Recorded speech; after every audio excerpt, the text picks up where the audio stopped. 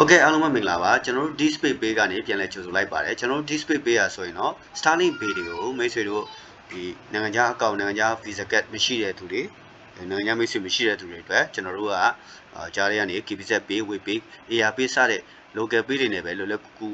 ကူကျွန်တော်တို့စိတ်ချလုံးကြုံမြန်ဆန်စွာနဲ့ဆောင်းလို့ရနိုင်ဖို့အတွက်ကိုကျွန်တော်ဝန်ဆောင်မှုပေးထားတဲ့ web application တစ်ခုဖြစ်ပါတယ်ကျွန်တော်တို့ display page ကဆိုရင်တော့ web application ဖြစ်ပါတယ်ကျွန်တော်တို့ဒီ phone application တွေမဟုတ်ပါဘူးပေါ့နော် phone software တွေနဲ့ထည့်ထားရတဲ့ဟာမျိုးမဟုတ်ဘူးအဲ့အတွက်ကြောင့်မိတ်ဆွေတို့လုံးကြုံစိတ်ချစွာအသုံးပြုလို့ရပါတယ်ကျွန်တော်တို့ phone application တွေကြတော့ကျွန်တော်တို့ရဲ့ဒီ phone system software တွေရောတခြားမိတ်ဆွေတွေရဲ့ security ဘိုင်းလုံးကြုံရေးပိုင်းဆိုင်ရာအချက်လက်တွေကိုကျွန်တော်တို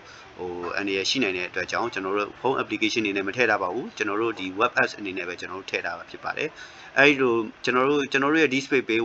web apps ကိုကျွန်တော်တို့သွားဖို့အတွက်ဆိုတော့မိတ်ဆွေတွေရဲ့ကြိုက်တဲ့ browser ကိုကျွန်တော်တို့ဝင်လို့ရပါဖြစ်ပါတယ်ကြိုက်တဲ့ browser သုံးလို့ရပါတယ် Chrome browser ဖြစ်ဖြစ်ကျွန်တော်တို့ဒီ phone Apple phone တွေမှာဆိုရင်တော့Safari browser အစဖြစ်ကြိုက်တဲ့ browser ကိုသုံးလို့ရပါတယ် PC phone တွေကျွန်တော် laptop တွေမှာလည်း PC တွေ laptop တွေမှာလည်းကြိုက်တဲ့ browser ကနေဝင်လို့ရပါတယ်เนาะကျွန်တော်တို့ဒီ browser တစ်ခုကနေကျွန်တော်ဝင်ပြတာပါဖြစ်ပါတယ်အဲ့တော့ displaypay.com ဆိုတာကိုရိုက်ထည့်ရမှာဖြစ်ပါတယ် DEBSPACEPAY.com ဆိုတာရိုက်ထည့်လိုက်တာ ਨੇ ကျွန်တော်တို့ရဲ့ဒီ home page ကိုရောက်သွားမှာဖြစ်ပါတယ်ကျွန်တော်တို့ home page ကြောင်းအကြမ်းမြင်လေးနည်းနည်းရှင်းပြချင်ပါတယ်ကျွန်တော်တို့ display page က Starlink Pay ကိုဆောင်ပေးတဲ့ဝန်ဆောင်မှုတစ်ခုဖြစ်ပါတယ်အဲ့တော့ကျွန်တော်တို့အဲ့ဒီ launch application ကိုမသွားခင်မှာကျွန်တော်တို့ဒီမှာ speed test ကိုစစ်လို့ရတယ်ဒီ speed test ကိုကျွန်တော်တို့ region change ပြီးတော့ပဲဖြစ်ဖြစ်ဈေးသက်သာတဲ့ Argentina region ဆိုရင်တချို့မိတ်ဆွေတွေတချို့ customer တွေကကျွန်တော်တို့internet speed တွေများလျော့သွားမလားပေါ့နော်ဒါမျိုးတွေကျွန်တော်တို့စိုးရိမ်တဲ့သူတွေအတွက်ကိုကျွန်တော်တို့ဒီမှာ speed test ကိုစစ်ပေးလို့ရပါတယ်ဒါအပြင်ကျွန်တော်တို့ဒီအောက်မှာဆိုရင်တော့ကျွန်တော်တို့ရဲ့အကြောင်းကိုကျွန်တော်တို့ရှင်းပြတာဖြစ်ပါတယ်အင်္ဂလိပ်လိုရောမြန်မာလိုရောနှစ်ခုစလုံးရပါတယ်โอเคမြန်မာလိုကျွန်တော်တို့လည်းကူဖတ်နိုင်ပါတယ်အဲ့ဒီမှာမကြခင်ကငွေပေးချေထားတဲ့အားတွေကိုလည်းကျွန်တော်တို့ကြည့်နိုင်ပါတယ်နောက်ပြီးတော့ကျွန်တော်တို့ပေါက်တယ်တွေပြောကြားထားတဲ့ချက်လက်တွေကိုလည်းကျွန်တော်တို့ကြည့်နိုင်ပါတယ်ဗီဒီယိုသင်ခန်းစာတော့ကျွန်တော်မကြခင်ထည့်ပေးပါမယ်မကြာခဏမေးလေးရှိတဲ့ FAQ မေးခွန်းတွေကိုလည်းကျွန်တော်တို့ဒီမှာထည့်ထားပေးပါတယ်အဲ့တော့အသေးစိတ်အချက်လက်တွေကိုသိချင်ဖို့အတွက်သိချင်တယ်ဆိုရင်တော့ displaypaymyanmar@gmail.com ကိုကျွန်တော်တို့ရိုက်ပြီးတော့ကျွန်တော်တို့ဆက်သွယ်နိုင်ပါတယ်သို့မဟုတ်ကျွန်တော်တို့ရဲ့ application တွေကိုဝင်ပြီးတော့ group chat ဖြစ်ဖြစ် admin ကိုပဲဖြစ်ဖြစ်တိုက်ရိုက်ဆက်သွယ်ပြီးတော့မေးနိုင်ပါတယ်ဟုတ်ကဲ့ web application ကိုဆက်ပြီးတော့ပဲကျွန်တော်တို့သွားရအောင်ကျွန်တော်တို့ web application ကိုသွားဖို့အတွက်ဆိုရင်တော့အရေးကြီးဆုံးအချက်အနေနဲ့မိတ်ဆွေတို့စီမှာ Gmail account တစ်ခုရှိတာပေါ့ကိုယ်ပိုင် Gmail account တစ်ခုရှိတာပေါ့လို့ပါတယ်โอเคကျွန်တော်ကတော့ကျွန်တော်အခုလက်ရှိရှိနေတဲ့ Gmail နဲ့ပဲကျွန်တော်ဒီမှာဝင်နိုင်ပြီပေါ့နော်အဲ့တော့ continue with Google ဆိုရင်ကျွန်တော်ဥက္ကမောင်ဝေးဒါနဲ့ပဲကျွန်တော်ဝင်လိုက်မယ်ဝင်လိုက်ပြီဆိုရင်ကျွန်တော်တို့ဒီဆက်သွားမယ် continue ဆက်သွားလိုက်ဆိုရင်ကျွန်တော်တို့ account တွေကိုရောက်သွားမှာဖြစ်ပါတယ်โอเคဒါဆိုရင်တော့ကျွန်တော်က member အနေနဲ့ဒီကိုရောက်ရှိသွားပြီမိတ်ဆွေတို့လည်းဒါဒီမှာအဲ့လို member အနေနဲ့ပုံနေမှာဖြစ်ပါတယ်ကျွန်တော်တို့ဒီမှာ admin role တွေရှိပါတယ်ဒါကတော့ကျွန်တော်တို့ဘက်က admin role တွေရှိတာပေါ့နော်မိတ်ဆွေတို့အနေနဲ့ user အနေနဲ့ရှိနေမယ်ဒီမှာကျွန်တော်တို့ဘာလုပ်လို့ရလဲဆိုတော့ Starlink Pay ဆောင်ပေးလို့ရတယ်ပြီးတော့ကျွန်တော်တို့ဒီ Visa Card တွေမိတ်ဆွေတို့မှာတချို့ Visa Card တွေရှိတယ်ဒါပေမဲ့ top up လုပ်ဖို့အတွက်USDT ကျွန်တော်ဖြည့်ကျင်တဲ့သူတွေအတွက်ကိုဆိုရင်လည်းကျွန်တော်တို့ဝန်ဆောင်မှုပေးပါတယ်ဒါမှမဟုတ်ဘဲနဲ့set အသစ်ကို device activation လုပ်ချင်တာပေါ့နော် set အသစ်ကိုဈေးသက်သာတဲ့ region ဖြစ်ဖြစ်ဒါမှမဟုတ်ကိုစိတ်ချတဲ့ region ဖြစ်ဖြစ်activation လုပ်ချင်တယ်ဆိုရင်လည်းကျွန်တော်တို့ဒီဝန်ဆောင်မှုတွေပေးပါတယ်နော်လောလောဆယ်တော့ကျွန်တော်တို့ Starlink Pay ဝန်ဆောင်မှုပေးတဲ့ကိစ္စကိုကျွန်တော်ရှင်းပြသွားပါမယ်ဟုတ်ကဲ့ကျွန်တော် Starlink Pay ကိုဆောင်ဖို့အတွက်ဆိုရင်တော့ဒီ Starlink ကိုနှိပ်လိုက်လို့ရပါတယ်ဒါမှမဟုတ်လည်း dashboard ထဲကနေ Pay Starlink ဆိုတာကိုတစ်ခါတည်းတန်းနှိပ်လိုက်ရင်လည်းရောက်သွားမှာဖြစ်ပါတယ်။ Okay Starlink Pay ကိုကျွန်တော်တို့သွားဖို့အတွက်ဆိုရင်တော့အရေးကြီးဆုံးချက်အနေနဲ့မိတ်ဆွေတို့ဟို Starlink မှာကျွန်တော်တို့ Payling လို့ဖြစ်စဉ်လုံးတွေကပြောခဲ့သလိုမိတ်ဆွေတို့ရဲ့ Starlink ID သို့မဟုတ် kit number ပေါ့နော်ဒါမှမဟုတ်ရင်ကျွန်တော်တို့ serial number ပေါ့တခုခုကိုကျွန်တော်တို့ပေးရမှာဖြစ်ပါတယ်။သူပြင်ကျွန်တော်တို့ဟိုရှေ့မှာပြောခဲ့သလိုမိတ်ဆွေတို့ရဲ့ account ထဲမှာ kit number ပေါ်နေတော့အဲ့ kit number ကိုမှတ်ထားရမှာဖြစ်ပါတယ်။အဲ့ kit number ကိုကျွန်တော်တို့ဒီမှာရိုက်ထည့်လိုက်မှာပေါ့နော်။ရိုက်ထည့်လိုက်ပြီးသွားတာနဲ့ကျွန်တော်တို့ဂျပန်ဆိုရင်ကျွန်တော်တို့မိတ်ဆွေတို့အရှိမကျွန်တော်ပြောခဲ့သလိုကိုယ့်ရဲ့ဆက်ကဘာ region လဲဘာမျိုးစားလဲပုံကိုတည်ပြီးတော့ကျွန်တော်တို့ဒီမှာဂျပန်ဆိုဂျပန်စဖြစ်ရွေးလိုက်မှာပေါ့ကျွန်တော်ဂျပန်လိုပဲရွေးလိုက်မယ်ဒါမှမဟုတ်အာဂျင်တီးနားဆိုလဲကျွန်တော်တို့အာဂျင်တီးနားရွေးလို့ရတယ်ပေါ့နော်โอเคကြိုက်တာရွေးလိုက်ပါမယ်ကျွန်တော်လောလောဆယ်ဂျပန်ရွေးလိုက်မယ်ရွေးပြီးတော့ကျွန်တော်တို့ select plan မှာကျွန်တော်တို့ room unlimited ကိုရွေးမယ်ဆိုရင်အများသောအားဖြင့်တော့ room unlimited ဖြစ်ပါတယ်မိတ်ဆွေတို့ကအဲ့ဒါကြီးလေကိုယ့်ရဲ့ set ကိုတေချာလေ့လာတာပို့လို့ပါတယ်ဒါကြိုက်တာကိုလောလောဆယ်တော့ကိုတုံးပြတဲ့ဟာကိုရွေးပေါ့နော်ပုံမှန်အားဖြင့်တော့room unlimited တချို့တွေကတော့တယောက်တည်းသုံးတဲ့ဟာကြီးဆိုတော့50 GB နဲ့ရွေးလို့ရပါတယ်ဒါမှမဟုတ်ဘဲနဲ့ခီးသွားနေတယ်တိတ်ပြီးတော့စာပို့ရုံတော့ပဲဆိုတော့ standby mode ပေါ့နော်အဲ့ဒါမျိုးကိုရွေးပြီးလို့ရပါတယ်ရွေးပြီးသွားရင်ကျွန်တော်တို့ငွေအမောက်တွေကိုဒီမှာရိုက်ထည့်လို့ရပါတယ်ပုံမှန်အဖြစ်တော့ Payling မှာ Starling ရဲ့ Payling မှာကျွန်တော်ဝင်စစ်လို့ရပါတယ် Starling ရဲ့ Payling မှာကျွန်တော်တို့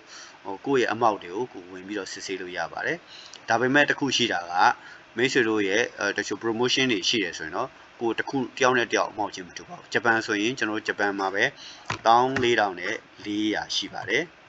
เนาะ14000နဲ့400ရှိပါတယ်ဒါမှမဟုတ်ရင်ကျွန်တော်တို့ promotion ရှိတဲ့အလုံးတွေဆိုရင်တော့ကျွန်တော်တို့က11000နဲ့920 920စဖြစ်ရှိပါတယ်ဆိုတော့ကျွန်တော်တို့ဒီကြိုက်တဲ့ကိုကြတဲ့ငွေမောက်ကိုကျွန်တော်တို့ခုနပြောတဲ့မိတ်ဆွေတွေ Starling ကောင်းမှာ Bailing section မှာကျွန်တော်ဝင်ပြီးတော့စစ်ဆေးကြည့်ရှုနိုင်ပါတယ်ပြီးရင်ကြတဲ့ဟာကိုတကယ်လို့ Bailing မှာ balance due မှာမပေါ်ဘူးဆိုရင်ကျွန်တော်ရှေ့တင်ကစားပြောခဲ့သလို balance due မှာမပေါ်ဘူးဆိုရင်တော့ကျွန်တော်တို့ preview next invoice မှာကျွန်တော်တို့ရိုက်ပြီးတော့ပေါ်လာတဲ့ PDF ထဲမှာ download လုပ်ထားတဲ့ PDF ထဲမှာကျွန်တော်ဝင်စစ်ဆေးပြီးတော့ကိုနောက်လဘယ်လောက်ကြာမလဲဆိုတာကိုဒီမှာကျွန်တော်ကြိုဆောင်ခြင်းတဲ့သူတွေအတွက်ကိုကြည့်လို့ရပါတယ် Okay ကိုကြတဲ့ငွေမောက်ကိုဒီမှာရိုက်ထည့်ပြီးဆိုရင်တော့ကျွန်တော်တို့ပေးရမယ့်ငွေမောက်ကိုဒီမှာပေါ်လာမှာဖြစ်ပါတယ်ကျွန်တော်တခါတည်းတွက်ပေးတာဖြစ်ပါတယ်တကယ်လို့ကိုယ့်ရဲ့ငွေမောက်ကပုံမှန်အပြင်14000နဲ့400ကျတယ်ဆိုတော့ဒီမှာ46000ကျနေမှာဖြစ်ပါတယ်ဒါမှမဟုတ်ပဲね promotion ကိုကရလို့11000နဲ့920ဆိုရင်တော့ဒီမှာပဲ38000ပဲကျမှာဖြစ်ပါတယ်အဲဒီမှာကျွန်တော်တို့ select payment ကိုရွေးရမှာဖြစ်ပါတယ်ကျွန်တော်က screen recording video ရိုက်နေတာဖြစ်တဲ့ကြောင့်ကျွန်တော်တို့ရဲ့ software ရဲ့ web application ရဲ့ကျွန်တော်တို့ security လုံခြုံရေးအရာကျွန်တော်ပေါ်နေမှာမဟုတ်ပါဘူးမိတ်ဆွေတို့ရဲ့account မှာဆိုရင်တော့ဒါရွေးလို့ရမှာဖြစ်ပါတယ်အဲ့တော့ကျွန်တော်ကတော့ဒီမှာရွေးလို့မရဘူးပေါ့နော်ဘာဖြစ်လို့လဲဆိုတော့ကျွန်တော် screen recording ကျွန်တော်ရိုက်နေတာဖြစ်တဲ့အတွက်ကြောင့်ပါ Okay အဲ့ဒီမှာမိတ်ဆွေတို့အနေနဲ့ဒီ slab payment မှာ3ခုရှိပါတယ် KPay ရယ် WePay ရယ် AR ရယ်ပေါ့နော်ကျွန်တော်တို့ရဲ့ account တွေပေါ့နော်အဲ့ဒါတွေကိုကျွန်တော်တို့ရွေးတာဖြစ်ပါတယ်အဲ့တော့ကျွန်တော်တို့မိတ်ဆွေတို့က KPay ရှိတယ်ဆိုလဲ KPay ပေါ့မဟုတ်ဘူး WePay ဒါမှမဟုတ်ရင်လည်း AR Pay ကြိုက်တဲ့ application နဲ့ပေးလို့ရပါတယ်ကြိုက်တဲ့ Pay နဲ့ပေးလို့ရပါတယ်အဲ့ဒီဟာရွေးချယ်ပြီးသွားပြီဆိုရင်တော့အောက်မှာ QR code scanner ပေါ်လာပါလိမ့်မယ် QR code scanner မိတ်ဆွေတို့ရဲ့ KPay WePay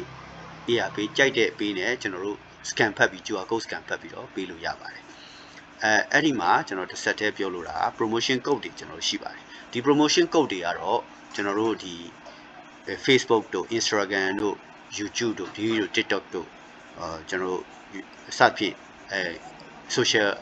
platform တွေမှာ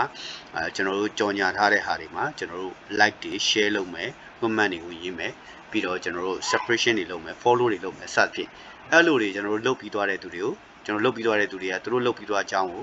screenshot လေးကျွန်တော်တို့ရဲ့ admin page တွေစီကိုကျွန်တော်ဆက်သွယ်ပြီးတော့message box ကနေတောင်းနိုင်ပါတယ်အဲ့လိုတောင်းမယ်ဆိုရင်တော့ကျွန်တော်တို့ promo code တွေကိုကျွန်တော်တို့ချပေးမှာဖြစ်ပါတယ် promo code ချပေးပြီးတော့ promo code အလိုက်ကျွန်တော်တို့ discount ရှိပါတယ်ဒါကတော့ကျွန်တော် promo code ကြောင်းရှင်းပြတာဖြစ်ပါတယ်အဲ့လို promo code တွေမှာကျွန်တော်တို့ပို့လိုက်တဲ့ promo code တွေကိုတေချာမှန်အောင်ရိုက်ထည့်ရမှာဖြစ်ပါတယ်အဲ့လိုမှန်အောင်ရိုက်ထည့်လိုက်ရင်တော့ကျွန်တော်တို့ဒီဘာဖြစ်မလဲဆိုတော့ဈေးတက်တာမှာဖြစ်ပါတယ်3,8000ကနေပြီးတော့ကျွန်တော်တို့ဒီ3သိန်းထားပါတော့9000စသဖြင့်ဒါမျိုး3,6000စသဖြင့်ဒါမျိုးဖြစ်မှာဖြစ်ပါတယ် promo code တွေကတော့ကျွန်တော်တို့အချိန်ကာလလိုက်တတ်မှတ်ပြီးတော့ပေးထားတာဖြစ်ပါတယ်အဲ့တော့ payment ကခုနပြောသလိုပဲဒီမှာတော့မပေါ်ဘူးပေါ့နော်အဲ့တော့မိတ်ဆွေတို့ရဲ့ account မှာဆိုရင်တော့ပေါ်နေလိမ့်မယ်ကြိုက်တဲ့ payment ကိုရွေးပြီး QR code scan ဖတ်ပြီးသွားတော့ကျွန်တော်တို့ပေးဆောင်စရာရှိတာကျွန်တော်တို့ဒီကငွေမောက်တိုင်းမှန်ကန်ဆောင်ပြီးတော့ကျွန်တော်တို့ကိုဆောင်ထားတဲ့ဟာကို payment ကို slip ကိုပေါ့နော် screenshot ကိုဒီမှာ upload payment လုပ်လို့ရပါတယ်အဲ့တော့ upload payment လုပ်ရင်လည်းဒီမှာဒီဆောင်ထားတဲ့ဟာကိုဒီမှာpayment လုပ်လို့ရပါတယ်เนาะဖုန်းနဲ့လည်းဖြစ်ဖြစ်လုပ်လို့ရပါတယ်ပြီးရင်တော့ကျွန်တော်တို့ submit order နေတိုင်းရပါပြီအဲ့တော့ submit order မနေ့ကမှတော့ data စုံစမ်းစစ်ဆေးပါကိုဆောင်ထားတဲ့ကိုယ့်ရဲ့ ID နံပါတ်တွေမှန်ကန်စွာဖြည့်ထားသလားပြီးတော့ကျွန်တော်တို့ဒီ region ကို data မှန်အောင်ရွေးထားသလားပေါ့နော် kit နံပါတ်တွေမှန်သလား region မှန်အောင်ရွေးထားသလားပြီးရင်ကိုရွေးချယ်ထားတဲ့ room plan ကပါလဲပြီးရင်ငွေမောက်ဘယ်လောက်လဲပြီးရင်ဒီငွေမောက်မှာဆောင်ရမယ့်ခဏန်းတွေကိုKPay စသဖြင့်ပေးစရာရှိ ကျွန်တော်တို့ပေးပြီးသွားလို့ screenshot တွေပါတင်ပြီးသွားပြီဆိုရင် promo code တွေရှိတယ်ဆိုရင် promo code တွေကျွန်တော်ရိုက်ထည့်ပြီးသွားပြီဆိုတော့ဒီခါလေး submit order ကိုနှိပ်လိုက်ပြီးရပါပြီဒါဆိုရင်တော့ကျွန်တော်တို့ပန်းတင်းအနေနဲ့မိတ်ဆွေတို့ရဲ့ဟိုဟာထဲမှာပြနေမှာဖြစ်ပါတယ် dashboard မှာပန်းတင်းဆိုပြီးတော့ပြနေမှာဖြစ်ပါတယ်အဲဒီပန်းတင်းမှာ1 total order 1ဆိုပြီးတော့ပြနေမှာပြီးတော့ကျွန်တော်တို့ဘက်ကဆောင်ပြီးသွားပြီဆိုတော့ကျွန်တော်တို့ complete ဆိုတာပြနေပါလိမ့်မယ်ဟုတ်ကဲ့ကျွန်တော်တို့အမြန်ဆုံးဖြစ်အောင်ဆောင်ရွက်ပေးပါမယ် admin တွေကနေပြီးတော့မှကျွန်တော်တို့နေရာတိုင်းမှာရှိ admin တွေကနေကျွန်တော်တို့ဆောင်ရွက်ပေးပါမယ်ခုထိကြည့်ရှုပြီးတော့အားလုံးပဲကျေးဇူးတင်ရှိပါတယ်နောက်ကဏ္ဍတွေမှာကျွန်တော် visa top up ဘယ်လိုလုပ်တယ်လဲ device activation ဘယ်လိုလုပ်တယ်လဲဆိုတော့ဆက်လက်ပြီးတော့ရှင်းပြသွားမှာဖြစ်ပါတယ်